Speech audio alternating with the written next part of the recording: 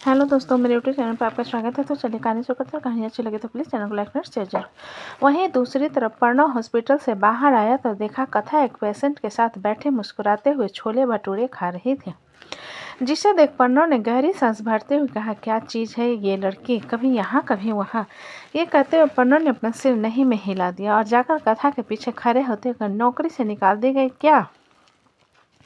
कथा ने सिर उठाकर प्रणव की तरफ देखा और चौंक गई। हेलो, काफ़ी वक्त आपसे मुलाकात हुई। प्रणव ने सिर हिलाते हुए कहा, छोले भटूरे खा रही हो? नहीं, पूरी सब्जी है, कथा ने जवाब दिया। प्रणव ने एक नज़र प्लेट को देखने के बाद कहा, लेकिन ये छोले भटूरे हैं, दिख रहा है तो बेवकूफ़ की तरह सवाल करने की क्या ज़रूरत है?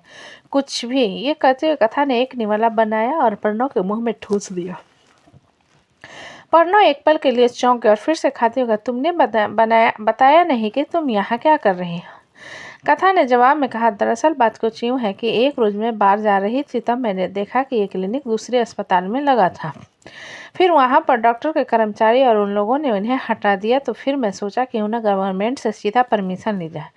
कई महीने बाद परमिशन मिला और अब हम छोटे हॉस्पिटल हो चाहे बड़े हॉस्पिटल हो, वहाँ जाकर ये कैंप लगाते हैं और गरीबों का इलाज करवाते हैं और उनका जितना मन करता है वो दे देते हैं।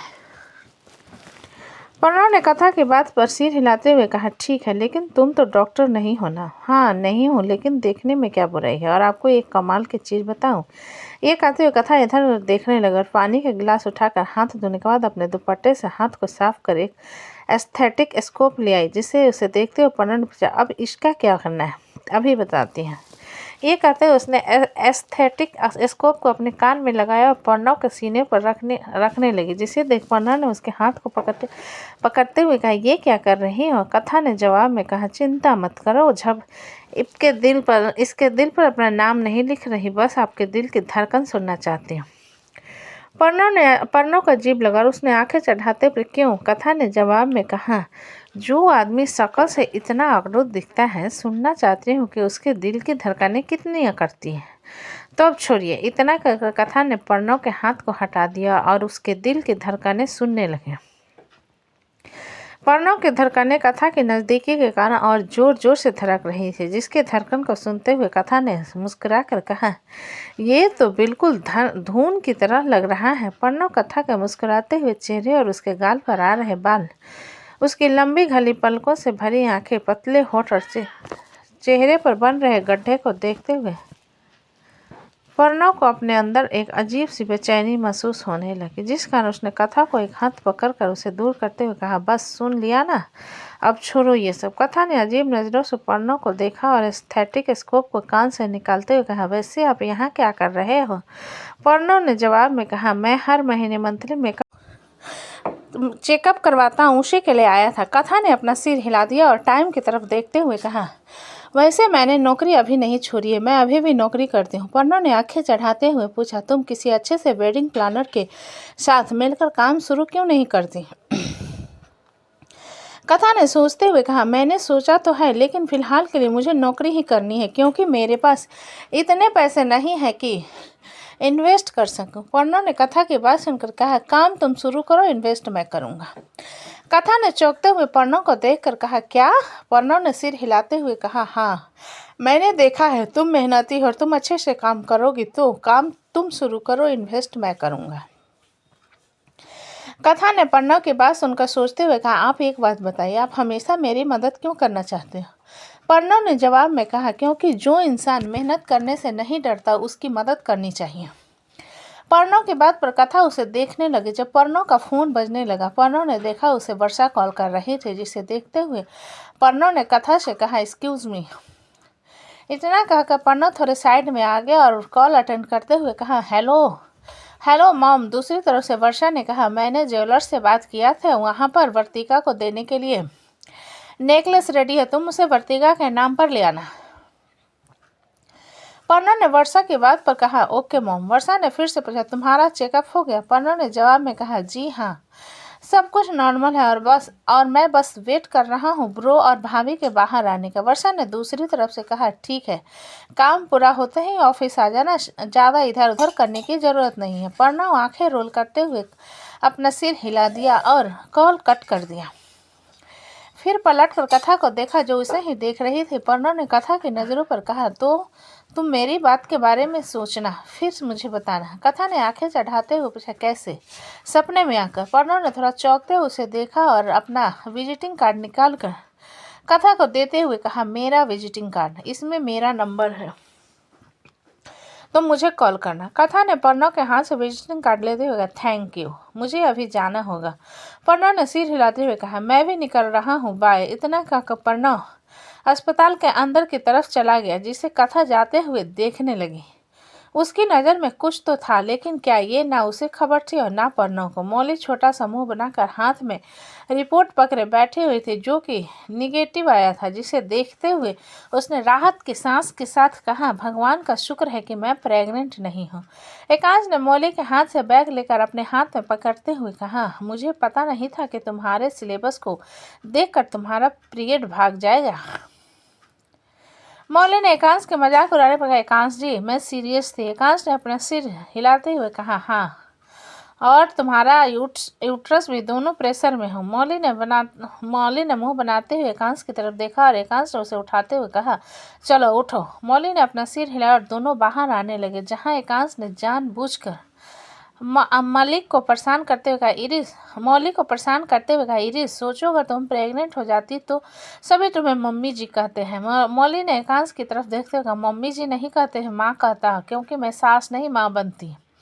एकांश ने अपना सिर हिलाते हुए कहा, चलो बढ़िया है, लेकिन सोच लो, अगर तुम प्रेग्नेंट होती तो अभी मैं पालने की शॉपिंग कर रहा होता।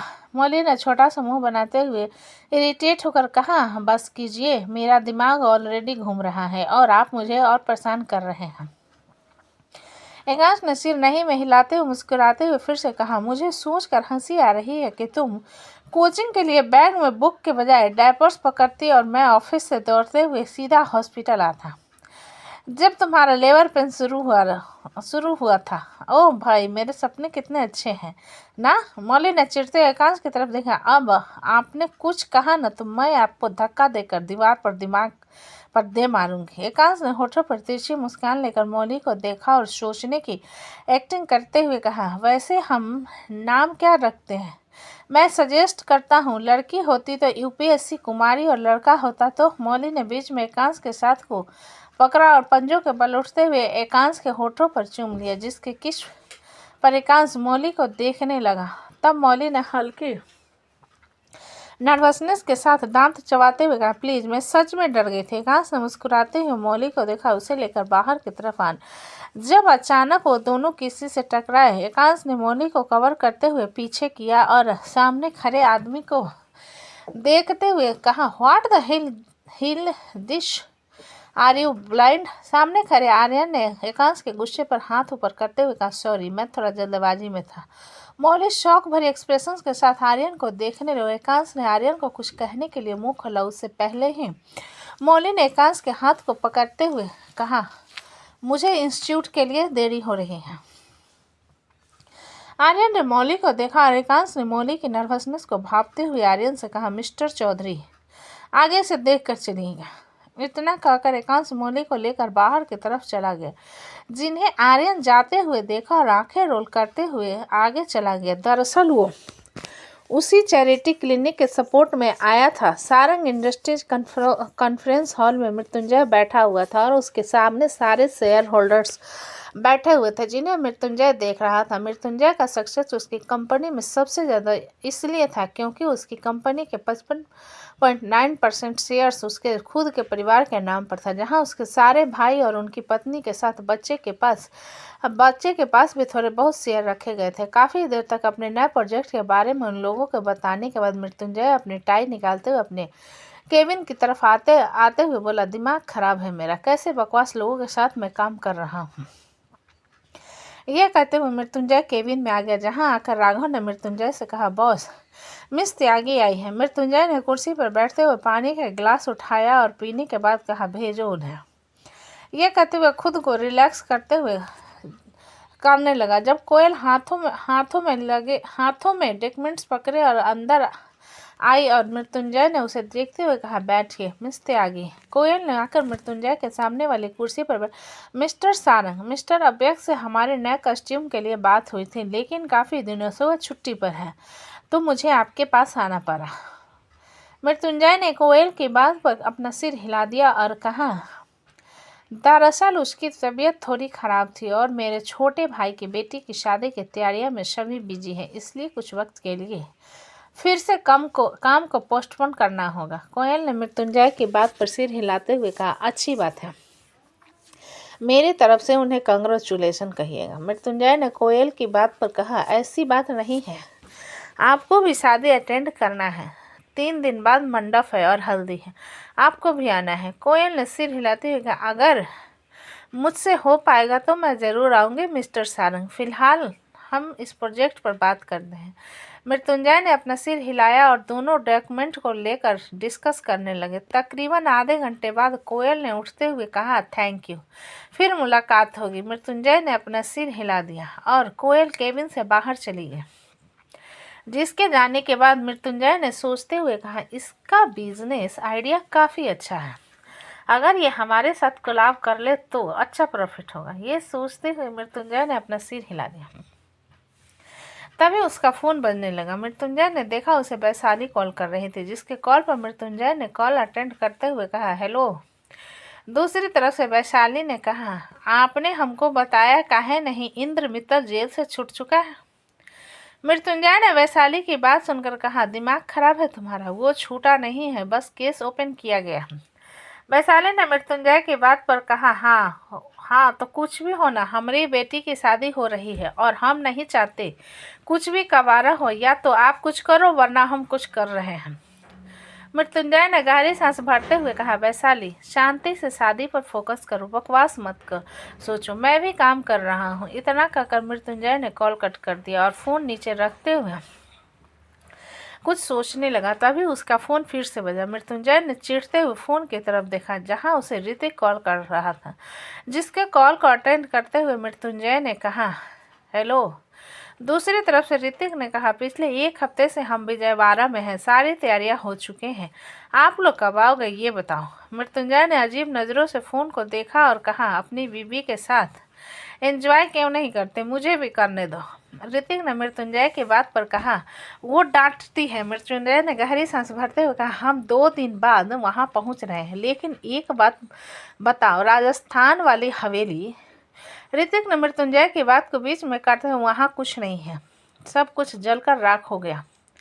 मृत्युंजय ने ऋतिक की बात पर कहा, लेकिन अव्यक्त और शोभित बता रहे थे कि उस तेजाब का बेटा भी था जिसने शोभित के सिर पर पीछे से मारा था। ऋतिक ने जवाब में कहा, मेरे इन्वेस्टिगेशन के अकॉर्डिंग वहां पर कोई नहीं था, इनफैक्ट वो आदमी जलज वो भी नहीं था। फिर मुझे पता चला कि तेजाब ने वहां के हुकुम शायद यही करते हैं उसको मार डाला था, तो उसको लोगों ने उसको घर पर हमला करने की तैयारी की थी, लेकिन हम वहां पर पहुंच गए थे। मृत्युंजय ने ऋतिक की बात सुनकर कहा, और अगर उसका बेटा जिंदा होगा तो वो किसी सपोले की तरह है। ऋतिक ने दूसरी तरफ से कहा, अगर वो सपोला मिल गया तो उसके फन उठाने से पहले ही हम उसका फन कुचल देंगे।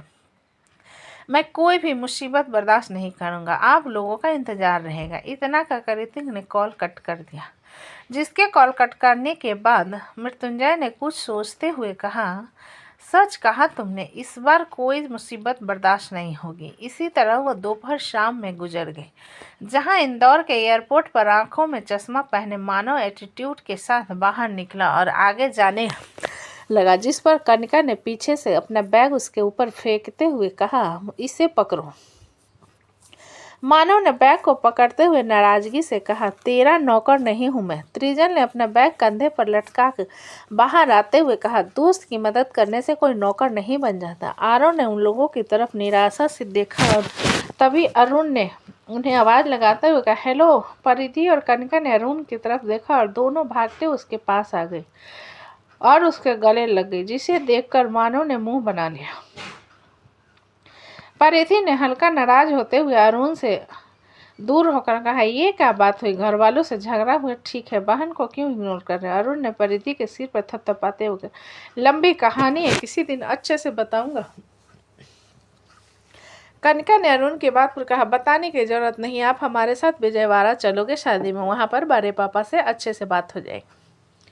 अरुण ने कनिका की बात पर उसे देखते हुए कहा, मुझे वापस मनाली नहीं जाना।